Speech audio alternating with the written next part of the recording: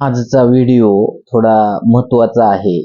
त्याचं कारण असं आहे, की माणूस हा सुख शोधण्याचा प्रयत्न करत असतो आणि सुख त्याला कुठेही मिळत नसतं.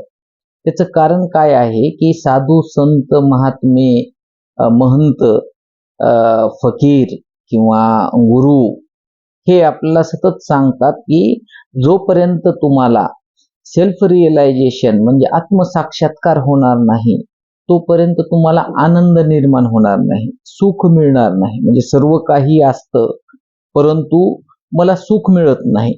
त्याचं कारण असं आहे, की सेल्फ रिअलायझेशन मध्ये माणसाला हे रिअलाइज होतं, हे सत्य समजतं, की माझं जीवन माझं नाही.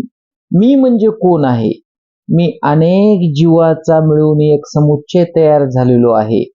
जसं काय आपल्या शरीरात उतरल्यानंतर अनेक बारीक बारीक पेशी आहेत, ऊती आहेत, स्पर्म आहेत, शुक्राणू आहेत.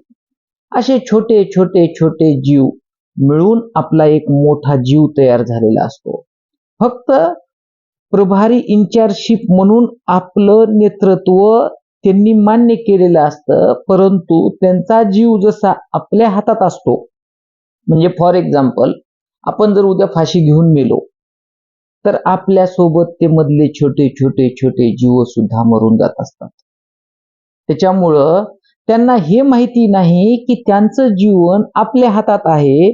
तसंच आपल्याला हे माहित होत नसतं, की आपलं जीवन कुणाच्या तरी एका मोठ्या परमात्म्याच्या हातात असतं. आणि ज्या वेळेस हे रिअलाइज होतं, की माझ्या हातात काहीच नाही, मी म्हणजे ह्या ब्रह्मांडामधला अतिसूक्ष्म म्हणजे निग्लिजिबल असणं आणि नसणं सारखंच असल्याप्रमाणे माझं अस्तित्व आहे, त्यावेळेस माणूस सर्व सोडून देतो. आणि सर्व सोडून देतो म्हणजे काय? सोडल्यानंतर त्याला हलकं हलकं हलकं वाटायला लागतं आणि तो हलका हलकं जगायला लागतो.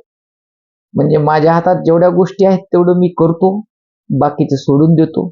तसंही माझ्या काही हातात नाही आणि त्यावेळेस सुख उत्पन्न होते, त्यावेळेस आनंद निर्माण होतो. तोच तो परमानंद, तोच तो नित्यानंद, तोच तो चिरानंद. आता अध्यात्मामधल्या बऱ्याच स्टोऱ्या मला सांगाव्याशा वाटतात तुम्हाला, मी सांगत असतो. ठीक आहे.